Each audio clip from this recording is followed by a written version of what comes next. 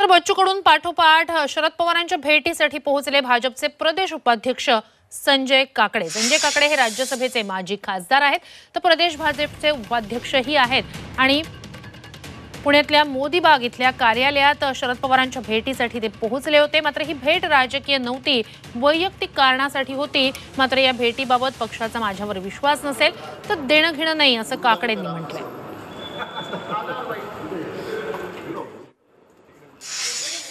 पवार साहेबांनी मी काल फोन केला होता, ते म्हटले आज इथं आहेत आणि मी निव्वळ फक्त माझे मित्र शंकर पवार आहेत, त्यांचं एक काम होतं वैयक्तिक खाजगी काम त्यांचं पवार साहेबांकडे, म्हणून मी त्यांना घेऊन आलो होतो। कारण गेले 40 वर्ष पवार साहेबांचे माझे संबंध आहेत, राजकारणाच्या पलीकडे जाऊन आमचे संबंध आहेत आणि शंकर पवारांचं त्यांच्याकडे काम होतं, म्हणून मी शंकरला घेऊन त्यांच्याकडे आलो आणि जे काही त्यांचं काम होतं ते सांगितलं आणि पवार साहेब म्हणले मी हे काम 100% करतो संजय, काही अडचण नाही। राजकीय चर्चा काय? राजकीय बिलकुल चर्चा नाही आहे, कारण मी आलो होतो वैयक्तिकच कामासाठी, त्यामुळे राजकीय चर्चेचा काही विषय झाला नाही। राजकीय संकेत काय जातात ह्याच्या पलीकडे माझा मित्र जो आहे त्याच्या मित्राच्या कामासाठी मी आलो इथे, त्यामुळे माझ्या पक्षाच्या लोकांना जर माझ्यावर विश्वास नसेल तर मला त्याच्याशी काही घेणं देणं नाही आहे।